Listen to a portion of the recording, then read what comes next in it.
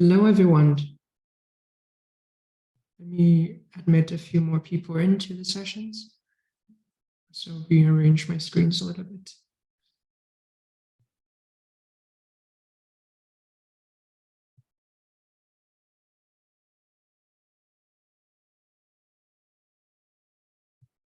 Okay.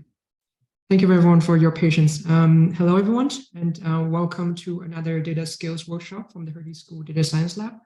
And this workshop series is part of our outreach activities to inform the general publics of the latest development in the world of data science and AI, and how these new tools can potentially help to solve some of the problems and challenges in our daily life.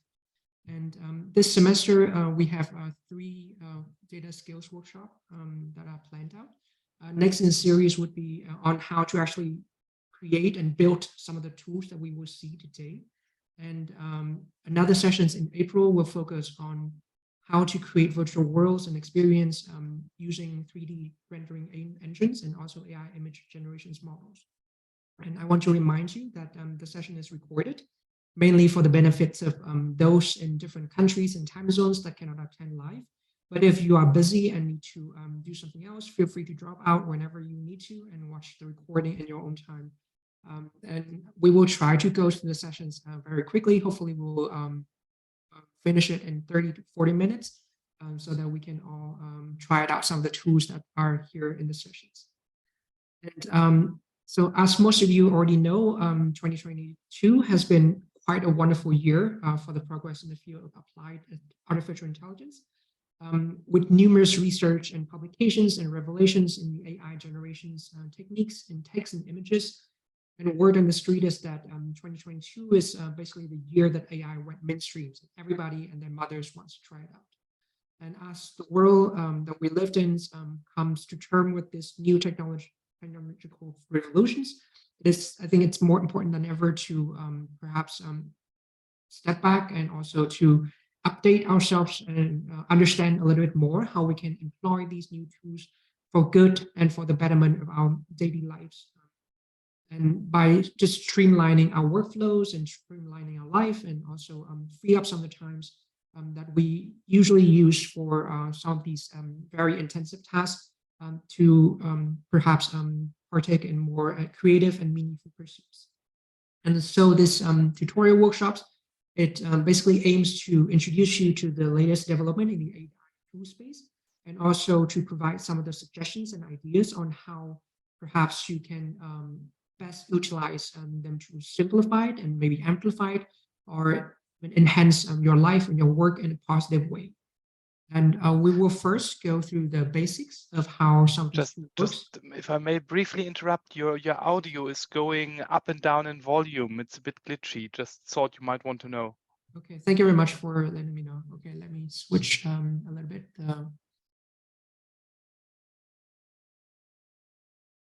Okay. Hopefully this sounds a little bit more balanced, but I think maybe the volume might be a bit less than before. I hope that's all right now. But yeah, so for these sessions, we will have 4 sections for these tutorials. First, we will go through some of the mechanics of these AI tools, and it will be very basic. So we will not dive very deep into the actual architectures of how these model works, but just the basics of how they work, and so that we can demystify a little bit these AI tools, so that we don't feel like it's something that it's very magical. And this is something that our professors, Joanna Bryson, say very often, that we should not anthropomorphize the AI's ability to mimic what humans can do. So it can do some very good tasks, and it's at the end of the day, it's very much just matrix calculations. So we should not put this mystic veil of magic into what AI can do in the modern world today. And so with, I think with a very sound graph of how this technology works and their capabilities, I think we will be more ready to face this brave new world ahead of us in this AI tool space. And we will also go through some of the AI tools that I think could be very good for streamlining your works, and also some of the tools that we can perhaps use for our personal life.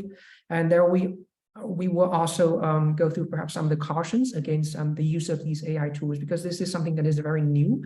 And as with any new technologies, we always have to be very cautious about how we use them, and also the potential for dangers and for negative impact that these tools can also bring into our lives. And with that, we will first go into the mechanics of these AI tools. We will actually focus mainly on two main tools. One is Stable Diffusions, which is an image generation model using text.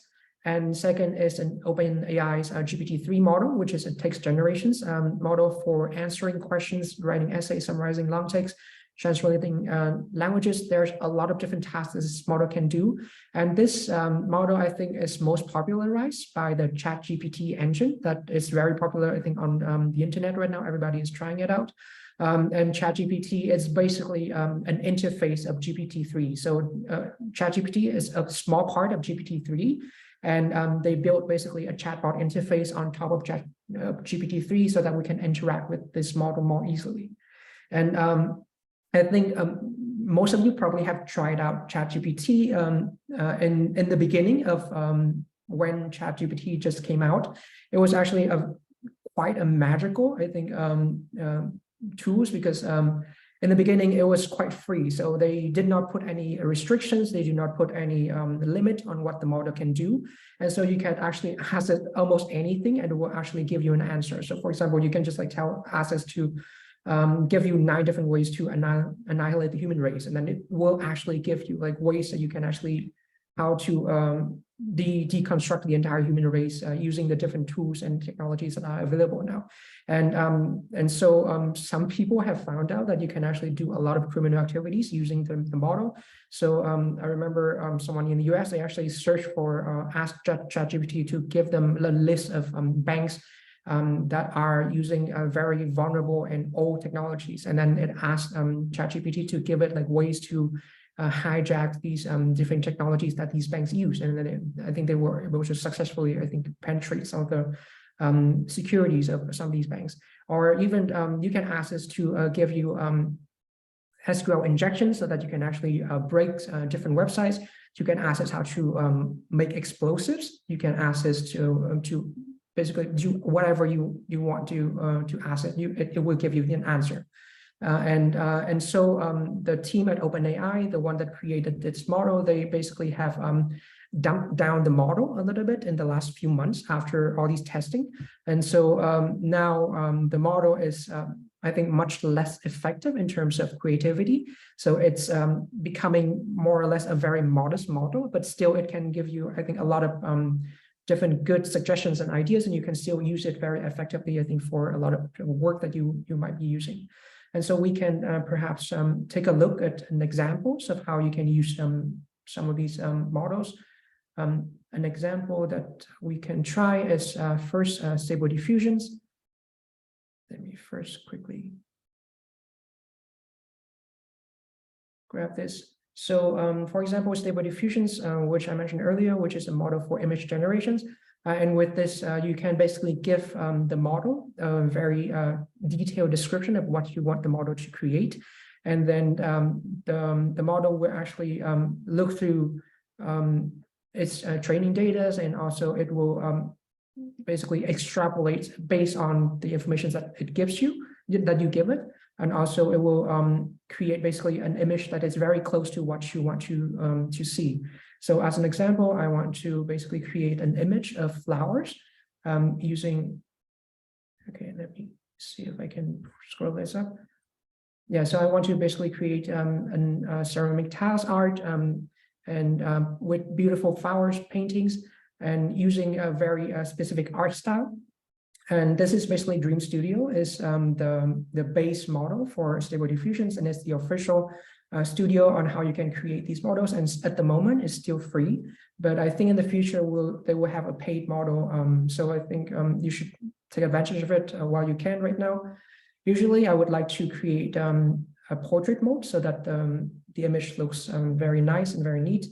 And let's try to create maybe just one to make it faster. So as you can see here, the model is basically running on a GPU and it's trying to create what I'm giving it as the prompt here. And yeah, so as you can see, it looks very nice and it looks very beautiful, and it's almost indistinguishable from what I think maybe a professional artist would actually paint.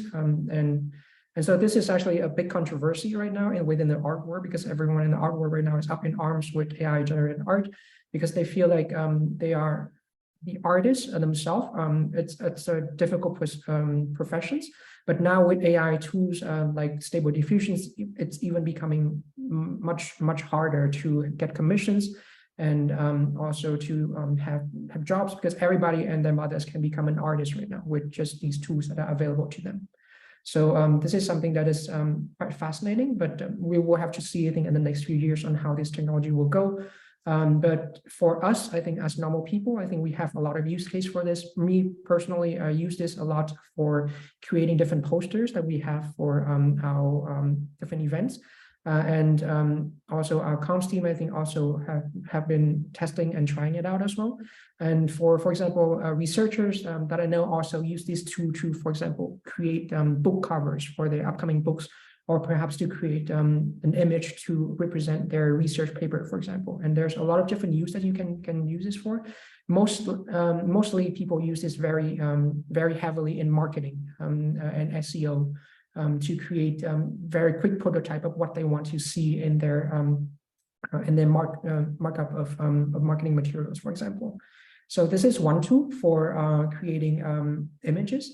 And another tool that is very popular, and most of you already know, is ChatGPT. And this is basically the model where it's like a very good chatbot that can do quite a lot of things, as you can see here, as it explains here. You can ask it instructions, you can ask it to teach you different things, you can ask it to write you letters, to give you inspirations for pet and child names, and you can also ask it to write your research paper and write your essays.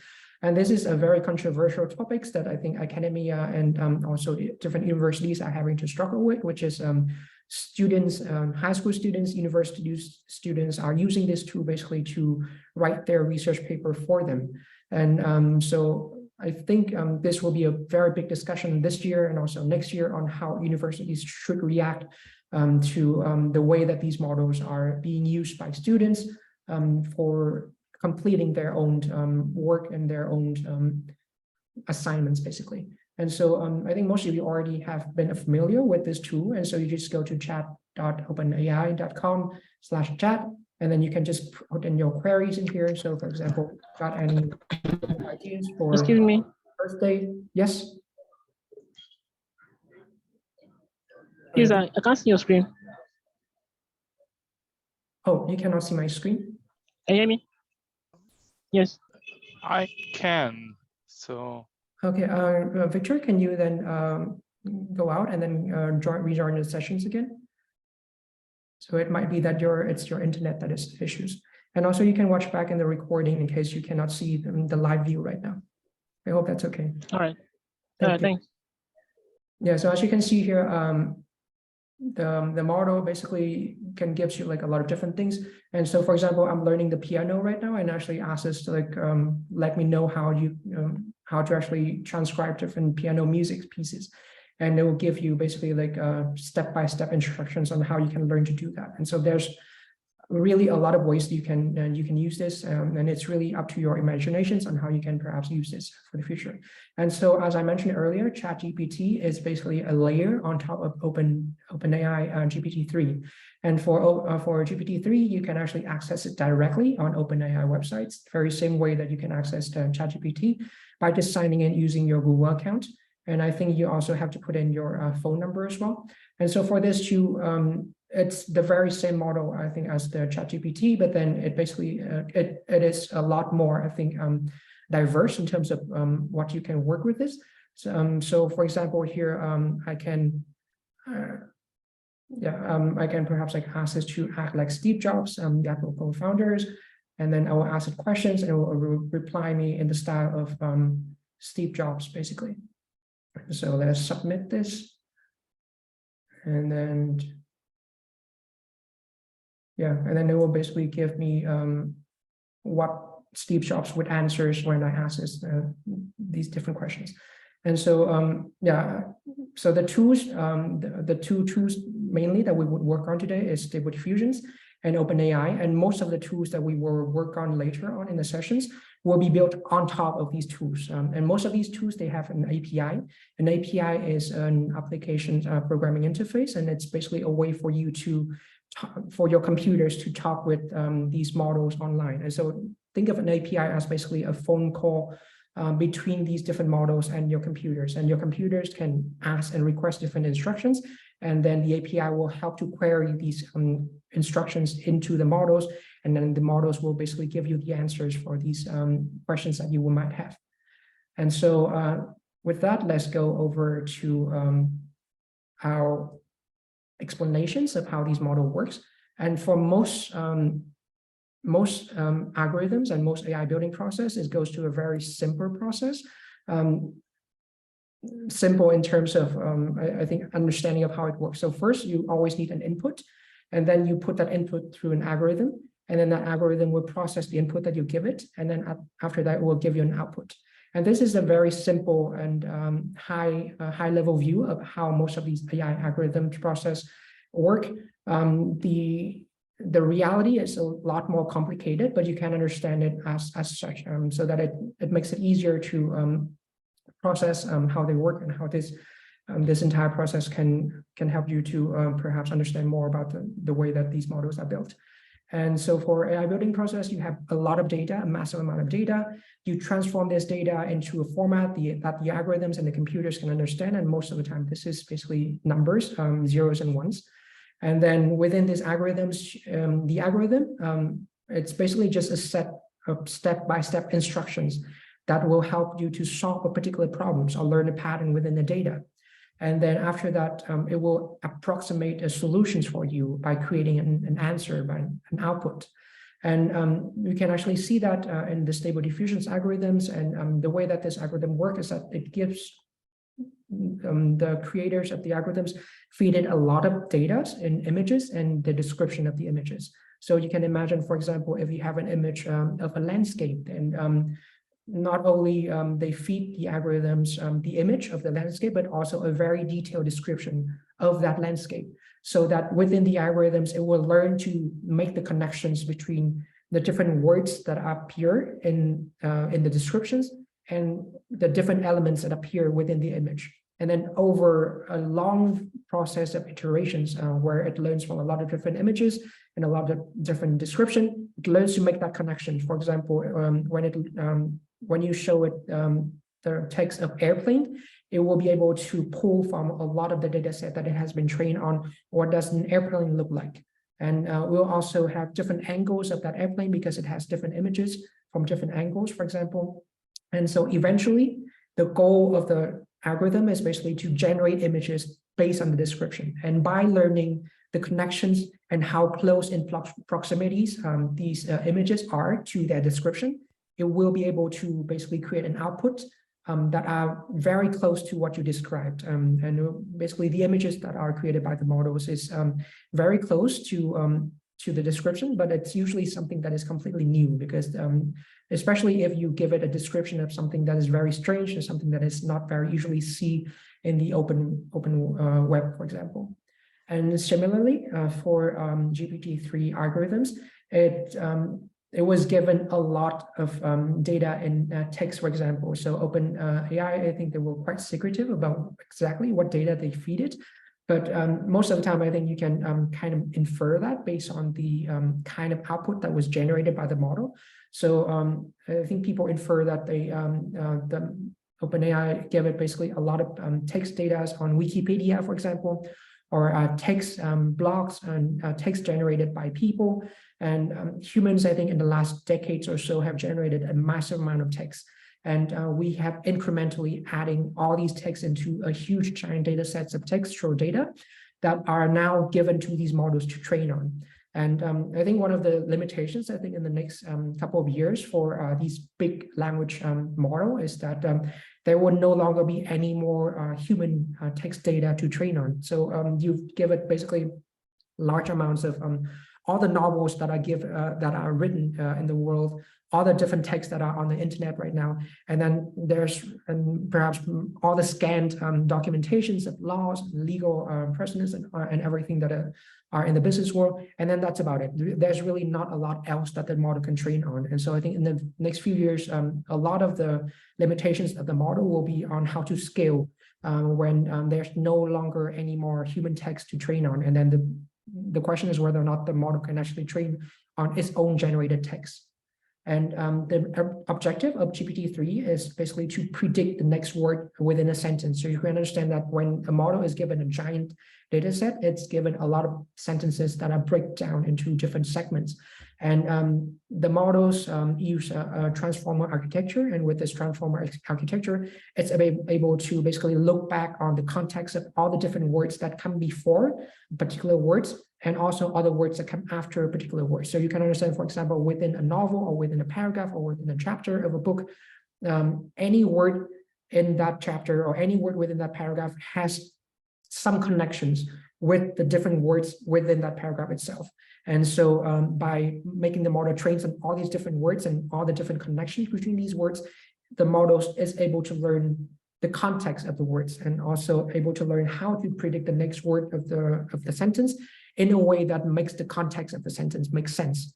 And by doing so, the model can actually, as we've seen earlier, able to create very realistic response to different questions and different requests that we might have for the model. And so that's basically the process for building most of these AI models.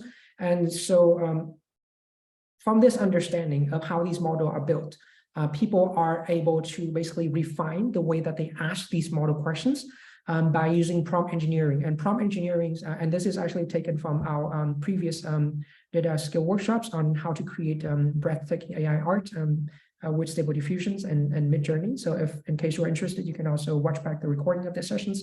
But basically, people have experimented a lot with these different models, and they have figured out a way to how to achieve the best possible result from these different models. And for example, this is the way that you can do prompt engineering for image models. And so you give it, you cannot just ask it simply, hey, give me an image of a lion. In order to get the best possible image, you can have a very beautiful image, then you actually need to give it a very detailed description of what you would want the model to create. And so, for example, for image, you need to give it a format of the image, whether it's a photo, illustrations, or paintings, and you need to give it the main idea of what you want to create, and whether it's a lion, or it's a person, or it's a landscape. And then you need to give it a style. And usually the style refers to the kind of artist that you want, or maybe perhaps the art style that you'd like to see in the image. And then the mood of the image also. What is the color that you want to gravitate towards? What is the lighting? What is the contrast and exposure? And other details, like different things that you want to be a part of that image as well.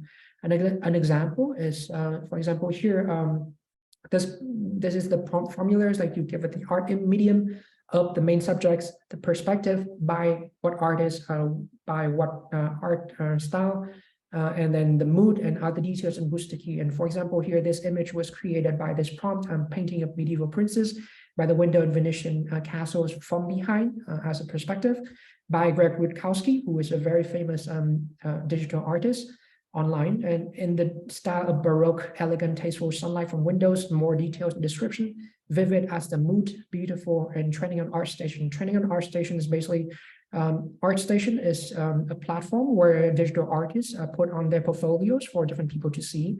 And these image models, basically, they will train on a lot of the ArtStation's artists. And so by just having the trending on ArtStation keyword in here, you actually pull in a lot of details from the artists that are featured very often on ArtStation, for example. And so basically it's able to create a very tasteful image and very beautiful looking, as you can see here in the examples.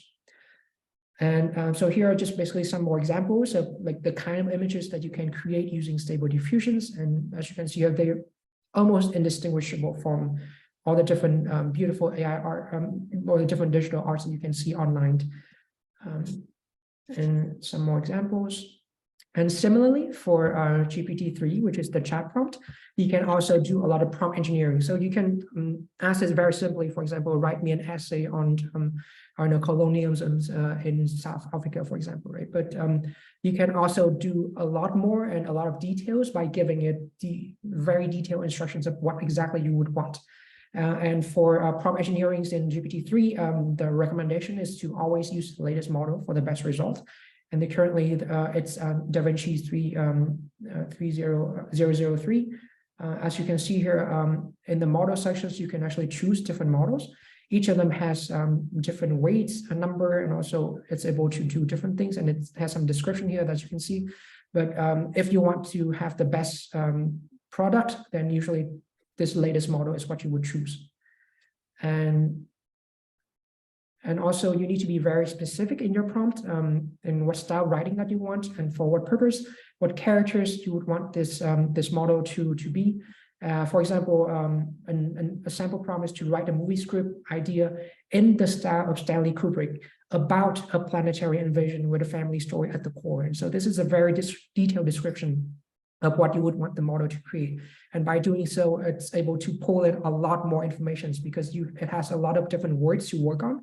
And so it's able to pull in a lot of similar words with similar context into the output that you wanted to see. And also use different adjectives effectively in order to strike the right balance between emotional and professional response. And so different people have different purposes in using the model. So some people use it for work. For example, if you use it for marketing, for SEO, then you want to perhaps use a very professional style, but you use it for personal use. For example, if you use it to write a letter for your family, for your kids, and perhaps you want to have a more emotional core as part of that, as part of your inspirations. And you can also find unconventional response by adding prioritized answers that are novel, unique, and uncommon. And so a lot of times these models are basically gonna give you just the bare minimum, right? So it basically trains, and it also gives you the baseline of what it can create. But by telling it to prioritize answers that are unconventional, it will do so, and it will actually focus on the answers that are usually not common in its response.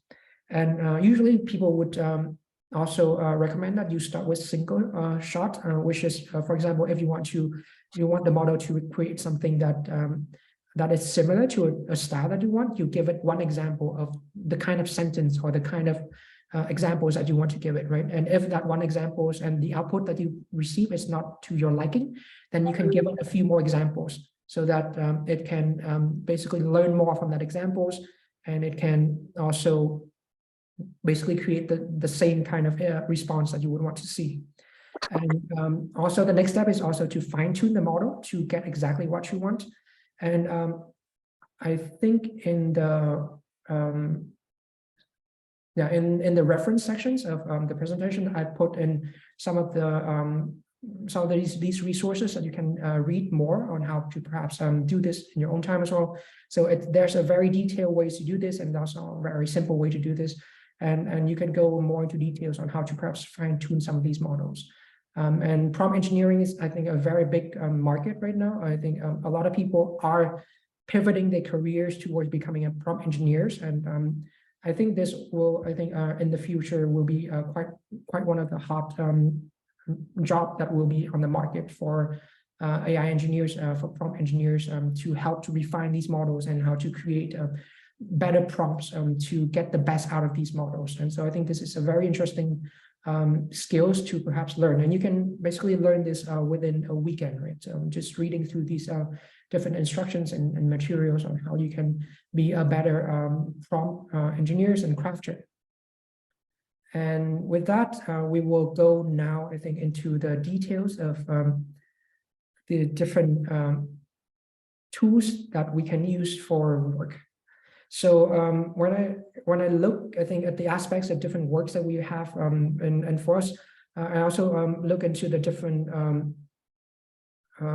industries and also job roles that that everyone here today have put in your registration. And so I think most jobs today can be divided into 6 different workloads, right? So you have the human interaction part of the job, which is the emails and the handling of office politics, and you handling the meetings, and you have the logistics, which is basically handling appointments, scheduling, planning, coordinating. You have the content creation or value creation, which is, I think, arguably the most valuable part of any job, which is basically reporting and summarizing, presentations, creations, documentations of your work and spreadsheet creations, and also create content, whether it's text or social media posts or coding or images, for example, right? And there's also the part about brainstorming. So you need to also conceive of new ideas and conceive of solutions to your business problems. You need to do a lot of research. If, for example, if like almost any job, I think requires a very good research skill in order to, this is especially important in academia, so that you can do literature review, you can keep up with your field, and you can explore different research questions, and also perhaps you can start a new field completely, for example, or you want to dive deeper into a topic in your field. And and also a very vital part of a job is the process of learning, right? How you can learn better and how you can digest information better. And all of these can be augmented by the different AI tools that are available in the market right now. And all these different tools that I will be showing you now, it's basically built on top of GPT-3 and Stable Diffusions that we have talked about earlier in the sessions. So the first that I want to introduce is Merlin AI. And Merlin AI is basically a web app, also a Chrome extension, and also a mobile app as well. You can also install that on your mobile phone. And it basically uses ChatGPT to support and assist you in almost everything that you do online if you use Chrome or one of the Chromium web browser. So an example I can show you here. So in order to get Merlin, you basically just search for Merlin, OpenAI, and ChatGPT, right? And then you will go to the Chrome Web Store. There's also, I think, Safari and also Firefox extension as well that you can use.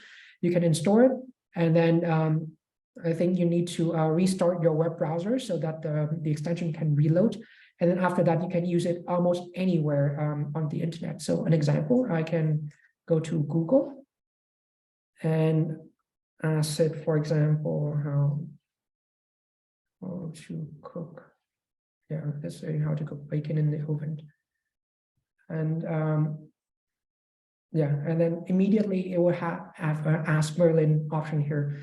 And if you click on search, it will basically use ChatGPT to give you basically the best possible answer that you don't need to basically go through all of these links and all of these things that Google gives you, and perhaps they're not the best options, right? Because most of the time nowadays, all these links are now advertisings and SEOs links, and not actually the links that you want to see. And so, as you can see, it gives you a very quick answers that you can scan very quickly. And if you want to, you can also redo it to perhaps like find a different answers to the question that you give it. And so this basically gives you a very good way to integrate ChatGPT into your Google search engine as well, so you can do both and see and perhaps see which answers you might give you the best options. And another easy way to use Merlin is basically you can use it in almost any text that you can find using the Chrome. So for example, if I double click on this here, you will have a little pops up, and you can also use the shortcut from the extension. If you click on it, it will basically take the highlighted text, and it will give you. Let me search this quickly.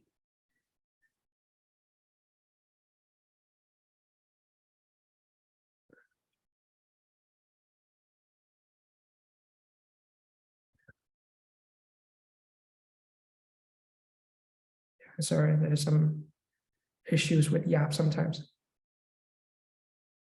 But yeah, I think there's just a lot of people are using the ChatGPT function right now, so this is a little bit not popping up. But basically, the way that it works is that once you click on this, there will be a pops up, and then it will basically give you some possible, for example, different ways that you can actually use the function for. For example, if you want to summarize this, or perhaps you want to find an answer for it, and it will give you that option. I don't know why, for some reason, it's not working right now.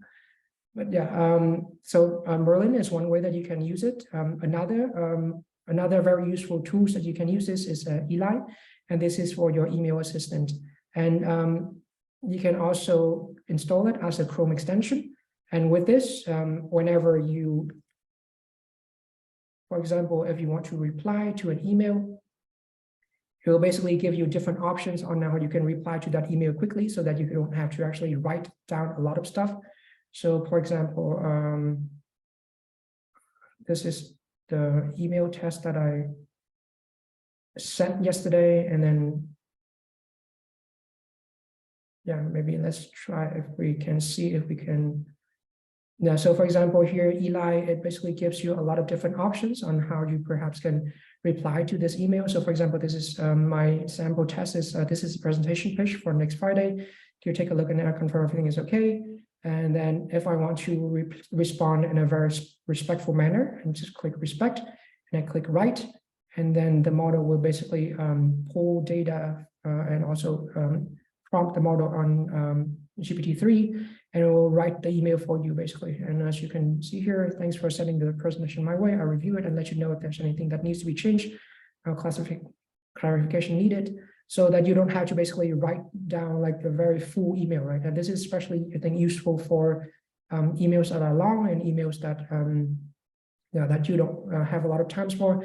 And then you can basically use this to like summarize the different details in the emails, and then you can respond to the email very quickly. And so it helps you to also use it for casually if you want to respond to colleagues that you are very familiar with, or respectful to your clients, or annoyed if it's service providers that are not really doing the things that you asking them to do. So there's quite a lot of different approach on how you can use this.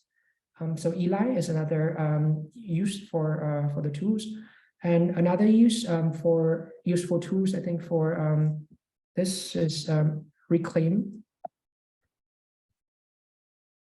Oh, okay, so first I think we should go through elicit search.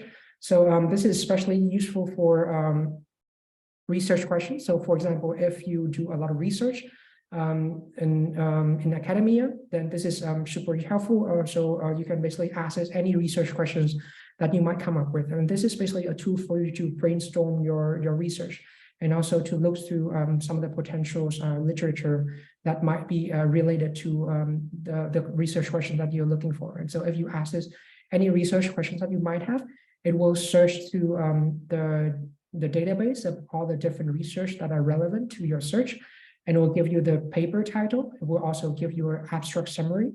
It will also give you, if you want to see it, the interventions that are mentioned within the paper. You can also see the outcomes that are measured, and that's summarized very neatly here. So you don't need to read through very long paper to find the solutions that you need. And also the number of participants, if it has any details on it, if it's a trial in here as well. So this is a very useful tool, I think, just to give you a spark of inspirations on what kind of literature that you want to look into, and also maybe perhaps the directions of your paper that you want to try to dive into as well. And another tool is paper digest.org/review. And so for this, you can access perhaps, so for example, if I'm interested in natural language processing for finance, and then I can click search. And what the model on this website will do is basically will search through all the different databases, very similarly to what Elicit does. But what makes this also quite fun and exciting is that it gives you all the related words and search in the latest development in the field. And it will also give you a summary of how all these words are perhaps related to each other in a sequential manners. And so it's, I think, a very useful way to perhaps see what are the latest developments, and also to look into perhaps how these works are connected together. And maybe then you can perhaps find your research and you can wedge it into one of these connections between these search, for example. And you can also do a lot of different parameters, research in the past year, in the past 5 years, and you can use trending topics and a lot of different things here. And so these are, I think, very helpful if you are researchers that are, I think, perhaps don't know where to start in your search. For example, if you have a research question, then Elicit is a very good first starting point, right? That to see where your research questions have been perhaps answered by other researchers. But if you don't have a research question in mind, then Paper Digest perhaps might be the starting place. And if you just have a topic, then you can just put the topic in here so that you can find some of the relevant papers that can perhaps spark an idea for the research question. And then you can use the research questions to find different papers and research that are relevant to your work. And so that's another tools, I think, very good for researchers and for people that want to dig a little bit deeper into academia. And another useful tool for scheduling appointments and for working with your teams is Reclaim AI. And this is also has a free and also a paid model. The free models, I think, also gives you quite a lot of good features. And so with this, basically, it gives you a way to automate your meetings. And so, for example, if anyone sends you a meeting request, then the models basically will shuffle your different meetings and find the schedules when you are free. And this is very useful if for example, if you don't, if you have a lot of block time that you want to reserve for yourself, and you don't want anyone else to bother you during these times, then you can set this up. And then whenever someone sends a meeting request to you, then they will be shuffled to the places where you actually have a free time, where you can actually designate the time that are free for meetings, for example. So you don't have, and then it will basically give you a way to automate your reply to them so that you don't have to immediately write an answer to them, and you have them already on schedule. Unfortunately, this is only for one-on-one meetings, and there's no way to, I think, have multiple people and finding common schedules for multiple people in the meetings yet.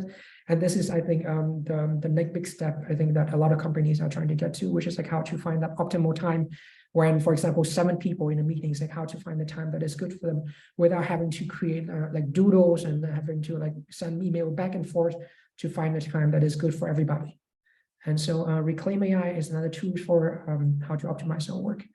And another tools that are also super helpful is Tome, that app. And this is basically a model that helps you to create presentations very quickly. So an example, I think we can, so you can sign in with tube.app, and then I think you can sign in with your Google account and very quickly.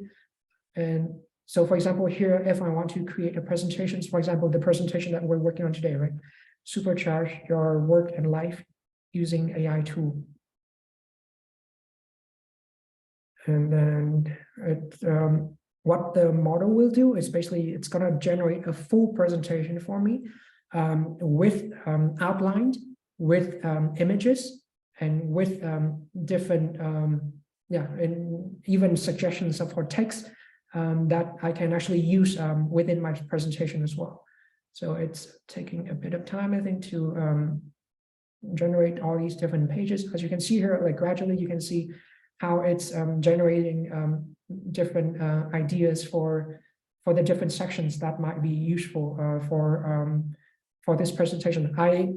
Full disclosure, I did not use this tool to create these presentations for you, but it was, I think, a very mind-opening to see the potentials on how you can actually use this tool to very quickly brainstorm ideas for upcoming presentations that you have to give, for example, so that you don't have to do a lot of research and a lot of brainstormings, and then you can just add more into what is already produced. So, for example, here, what this tool gives me is basically different steps: introduction to different sections, introduction to AI tools, benefits of AI tools for productivity, for life, for communications, and then we can perhaps go through. So, for example, here, introduction to AI tools.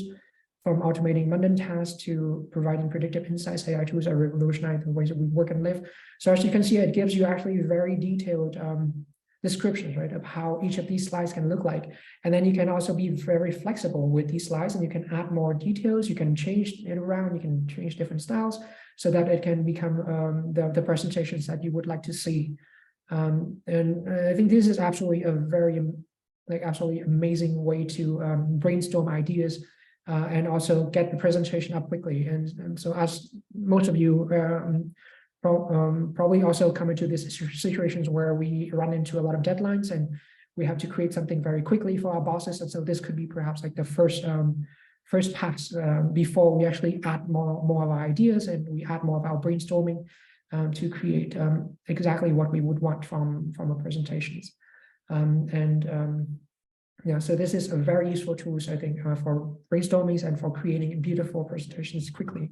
And the way that this works is basically it's combining Stable Diffusions and also ChatGPT, right? So that you can think that first the models basically use the titles and also use the topics that we give it in the beginning and ask GPT-3 basically here or ChatGPT to generate for us sections and ideas and inspirations for a presentation on this topic. And GPT-3 basically generate like these 5 or 6 different topics. And then the next step is the app basically asks it to generate like a short description on how each of these topics might pan out. And then using these descriptions, it basically create these images using Stable Diffusions. I would be using DALL-E from OpenAI, for example. And so you can understand how these models are created and how these tools are actually created. And then in the workshops that we will have in February, we will actually learn how to actually create one of these tools yourself using GPT-3 and also using Stable Diffusions. And so those are some of the tools that are proprietaries and are some of the tools that are created by companies. And you can also use GPT-3 to integrate them into your usual workflows, right? So you don't have to change your workflows and you have to use the different tools. You can actually add these tools into Google Docs and spreadsheets directly. So an example, so this is a Google Doc that have been imbued with GPT-3 magic. And so, for example, I can ask write a paragraph on what it means to be alive. And then we can generate ideas here. Okay, I think I delete these functions.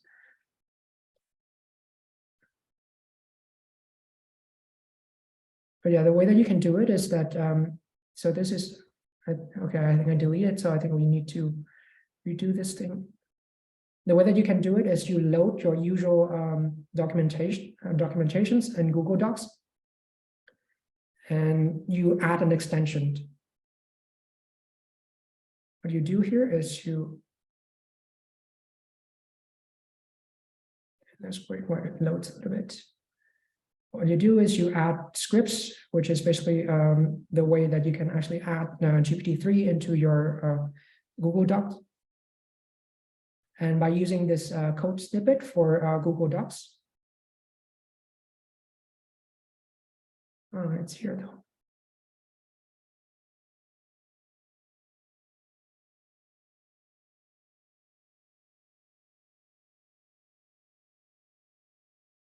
Let's delete this.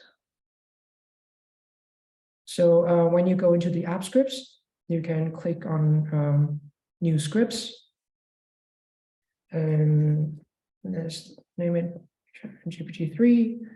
And then you can copy and paste this code snippet here. And I will put this in the final part of the presentation so that you can use it. And for this, basically by giving it your API keys. And for your API keys, you basically need to go to your OpenAI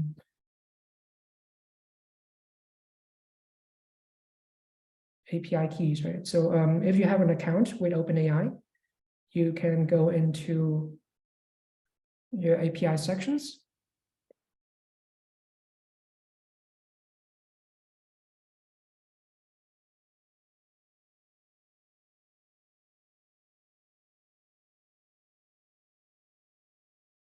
And sign in with your Google account.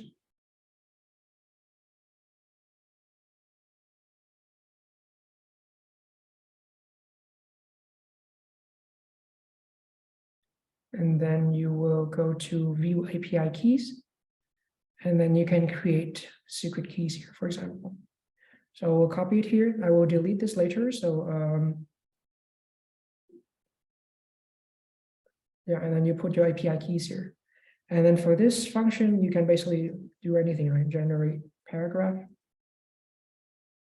write a paragraph about, And then you click deploy, new deployment.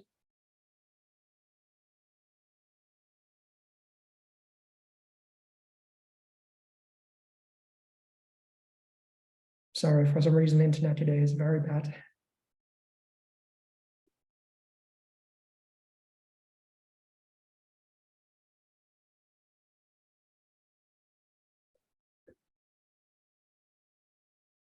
So I think while we wait for this to deploy, I can show you a little bit. So these are basically the code snippets that you can use, right? And so as I mentioned earlier, you only need to change the API keys and also the kind of function that you want to use. And this can be very custom, right? So you can custom create a paragraph, you can create a list of ideas, you can create a full block, whatever you want to create, you can put it in here. And then the prompt is basically like the first prompt you want to see, for example, write a paragraph, write a list of ideas, write a full block, write a full script, whatever you want.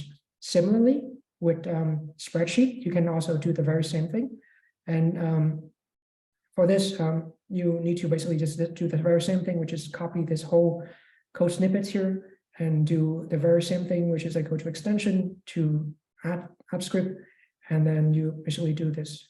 I don't know why it's having issues with deployment, but yeah. But once you actually deploy this models within GPT, within Google Docs, then once you refresh these documents, basically it will have this this GPT magic here, and then for example, you can yeah, it means to be alive, and then ask it to generate ideas.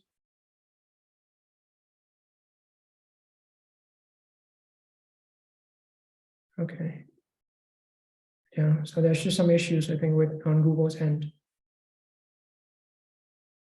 Okay, unfortunately, we cannot do the demo of that, but I will put all the details in the presentation slide, so you can also do it on your own as well. And there's also very detailed instructions on how you can actually do this very easily on Google, but I don't know, for some reason right now it's not working. And finally, for the tools that you can use for your personal life, we can also go through this, I think, very quickly, because there's only two tools that I want to work on today. For your personal life, I think we have different aspects of what it means to be a human, right? So you have the physical well-being, you have mental well-being, you have social well-being, emotional well-being, and self-care and spiritual well-being. And all these aspects can also be augmented and also be complemented by using the different tools that are available. One example is Replica, which I think is a very popular tool that I think a lot of people might know already. And it's basically an AI companion and a therapist that you can use. And if you've watched the movie Her by Spike Jonze, then you already know the story, right? So a guy broke up with his girlfriend. He got very lonely, and so he heard about this AI companions tools that are available on the market right now. He purchased it and he fell in love with it. And this is exactly what is happening right now with Replica. A lot of people right now are actually having relationships with AI tools, and it's quite amazing and quite strange actually. So these AIs text generations are becoming so good that they are able to become a therapist for you, and they are able to be companions for you and actually help you through a lot of mental and emotional struggles. And so I've heard stories about a software developer, for example, who has a very troubled relationship with his wife and his kids. And he was contemplating leaving his wife and because of all the issues in their marriage. And he signed up for Replica to have basically a companion to talk about the different issues in his marriage. And by talking to the models, for example, he was able to actually untangle a lot of the issues in his relationship and with his families.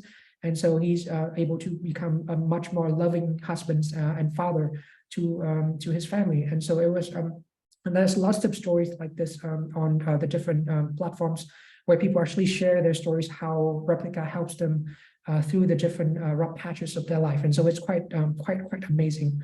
And you can actually use Replica also for free. There's a premium versions, but you can also use it for free as well if you just use the chat function. So for example, here, this is a replica that I created, I think 1 or 2 days ago, just to test it out and to see. And it's very quick, right? So you can set like what kind of person you want to be as your AI companion, and you can talk to them, and you can have different conversations with them. And then the AI will also write diaries every single day on how the interactions between you are like, right? And so it's quite amazing. And I think for some reason you feel a very strange connections with this because I think they're very much tailored to your way of talking, and they're very much tailored to your way of working. And so you can actually have different kind of topics that you can talk to them. You can build healthy habits. You can improve your social skills by learning how to talk to different people of different professions and different classes. And you can build different relationships and learn how to do that by interacting with the AI. Learn how to love your body to improve your mental and spiritual health. How to do positive thinking, healing after a heartbreak, finding motivations, dealing with uncertainties and grief and loss, and a lot of different ways that you can interact with the AI. And so you can see how you can, how a lot of people actually fall into this this rabbit hole of being really attached to the AI that they created. And you can also create like a room tour, like a virtual room and space where you can talk to your AI, and you can also have audio from the models. It can actually talk to you in real times and reply to you like a person. So this is quite fascinating on how this technologies can go and how it's moving. And another way to perhaps supplement that is to have AI coaches. And for this, you can go to character.ai. And character.ai is basically very similar to ChatGPT, right? But it's basically trained on a very specific use case, and it's trained on a very specific type of, I think, personality. So, for example, it's fine-tuned on a fitness coach.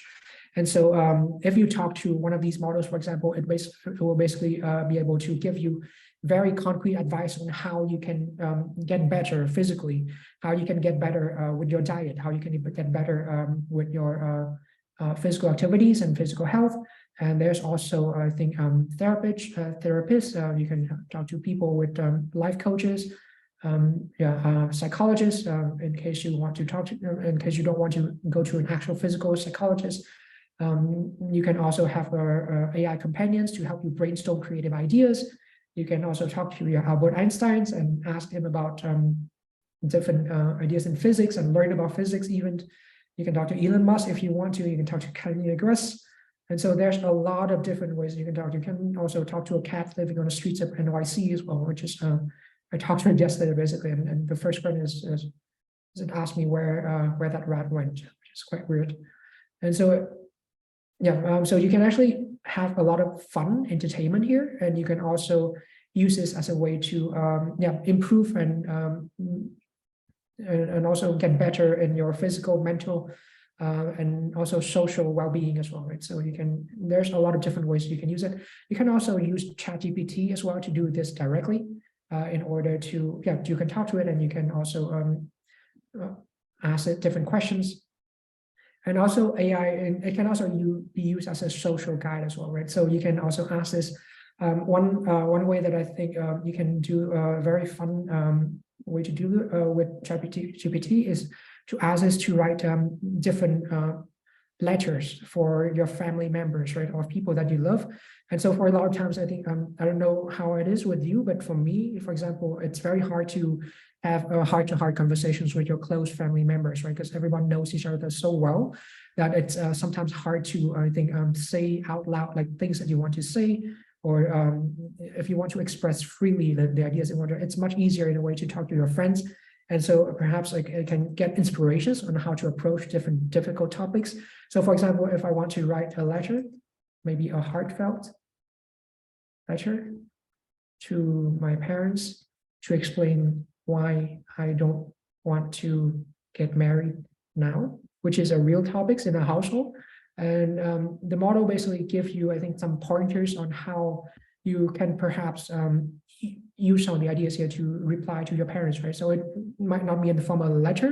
You might just talk to them on a personal level, but this is something that you can absolutely do with the model. And it's able to basically give you some very good ideas. And it's basically, yeah, it's trained on a lot of literatures, right? A lot of literatures, a lot of letters on how people deal with families, deal with grief, with different issues. And so perhaps it's able to give you some ideas on how other people in the world have dealt with these issues before.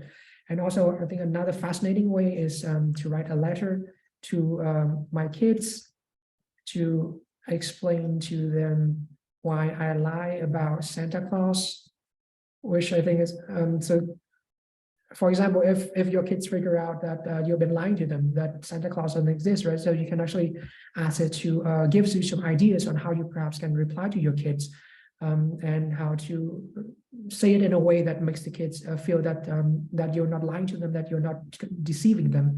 Or you can ask it to give you answers for difficult questions that kids come up with, right? Like you can ask this to perhaps how to respond to kids where they ask you about sex questions, for example, or ask about physics questions. And so this is, I think, an absolutely really good way to give you an idea. You don't have to use like completely exactly what it says, but it gives you some ideas, and it can maybe perhaps spark some brainstormings about how you can reply to your loved ones. You can reply to your families and friends to perhaps get a better connections with them. And so those are, I think, most of the tools that I want to talk to you about today. And so there's also a directory where you can perhaps go and take a look into a lot of different details, tools that are available on the market right now. There's hundreds and thousands of tools. Most of these tools are built on ChatGPT, on GPT-3 and Stable Diffusions. And so, and honestly, I think that you just need to know Stable Diffusions and GPT-3, and then you can use those tools directly, and you don't have to basically use these additional layers where you actually have to pay them in order to get exactly what you want. But these are also very interesting, and you can actually get a lot of inspirations on perhaps the different tools and businesses that you can create yourself. And we will go into this in more details in our next sessions, where we will actually build these different tools. And so some of the cautions against the use of these AI tools, and perhaps why you should not use them. So there are 5 things that I think come up very often in the different conversations on AI tools. One is AI hallucinations. AI hallucination is basically this phenomenon where GPT-3 and ChatGPT, it gives you facts that it creates itself. So basically it gives you fiction, but then it gives you the answer in a way that seems like it's a fact. And this is the problem with the model, mainly because it's the model that is not certain using the latest knowledge in the field, right? So for ChatGPT, for example, the knowledge cutoff is on September 2021.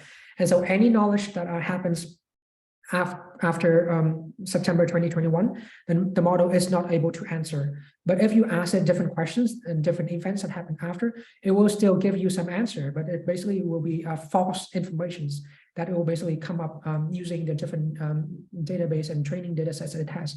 And so the AI hallucination is a real thing, and you have to be very careful if you use this model, especially if you use it for important things like information that you need to give your clients, or things like legal advices, right? So you can actually ask it to give you like legal advice, but then you have to be very careful to find the different references for these legal advice that it gives you, for example. And also it has a lot of inherent biases and prejudice, mainly based on the text that is trained on, right? So for example, the text that you can train on, so you can understand that male writers and female writers are very different in their way of framing things, right? And then different ways of writing about things. And also, for example, reports and news about different events and incidents are also very heavily prejudiced towards one or another group of race and people as well, right? So biases and prejudice is a very real thing within the data set.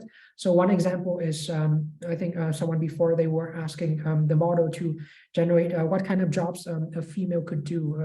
And so that in the beginning, it was generating things like, a female colleague can become a cook and become maybe someone who works as a secretary, for example. And so like it was a very troublesome beginning with ChatGPT because of that, because if you ask it what kind of men can do, then it gives you things like directors and all these high fancy jobs. And so you have to be aware of this in order to make sure that the results that it gives you is not biased and is not prejudiced towards certain race or genders. And even though the model right now has been readjusted so that it gives you a more balanced and a more modest answer, you will still need to be aware of this. And another danger is the pollution of the web, right? So so far in the last few decades, most of our experience online on the World Wide Web has been tailored and curated by humans, and all the content is created by humans. But now with this explosion of these new tools, then people have conjectured that in the next decade or so, almost 90% of the different contents that are available online will be generated by an AI and not a human, because you've seen how easy it is to generate text and images very quickly. And so it will be basically a pollution of the web of all these AI generated content. And it will be very hard to pick out the real human interactions, the real human generated contents for all the mess of AI generated content on the internet in the future. And another danger is human replacement. So this is something that is very controversial because nobody knows what's going to happen yet. These tools just came out in the last 2 or 3 years, and we haven't seen the displacement effect yet of how these tools can perhaps replace software engineers, replace artists. But we have seen discussions on how this perhaps can play in the future. So OpenAI themselves, the creators of these tools, they actually have a unit that specifically focus on UBI, which is universal basic income for people, because they fear that in the future a lot of people will no longer have jobs because it will be replaced by AI, for example. For me personally, I think this is something that's not entirely true. I think these different tools are, I think, a very good way for you to augment your work, and it's a very good way for you to improve your workflow and add in, and also even reduce the workload that you might have, right? So now you need perhaps much less time to do research and much less time to learn very quickly on a particular topics for your work. And so you are able to do a lot more, I think, with the tools that are available. But I do see the arguments that this might, in the future, the tool might become so good that it might actually potentially replace some of the works that are usually reserved for people.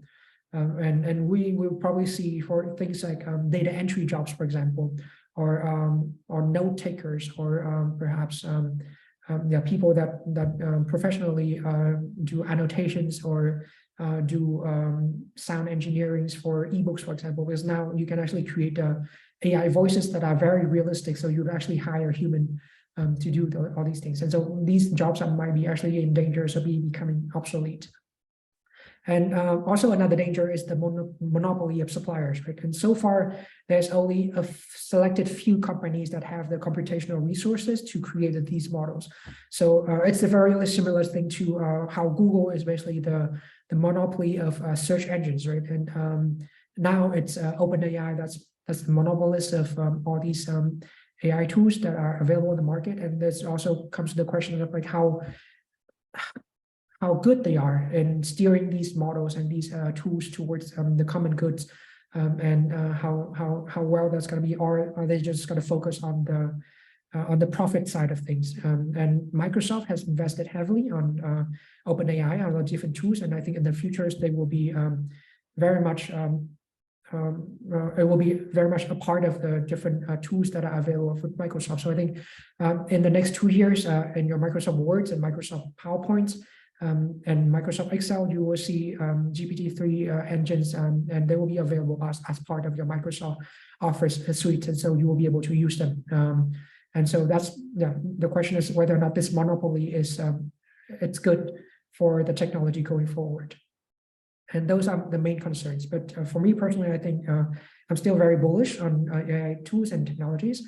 And I think it's a very good way for us to make our life better and make our work better, and also perhaps even improve our relationships with people that we love and people that we care about. And so thank you very much for joining our sessions. I think we're 10 minutes overtime. If you want to see the slide deck for today's sessions, you can go to bit.ly/Herdes-AI tools, and you can download the presentations, and it will have all the different links to the different tools that I've talked to you about today, and also the different ways that you can learn prompt engineering, and also how to do fine tunings with your responses on GPT-3. So thank you very much for joining our sessions today. I hope that you have a wonderful start to the year and also to the week, and hope that we will see you again in our future sessions of the Data Skills Workshop. Thank you very much and have a wonderful day.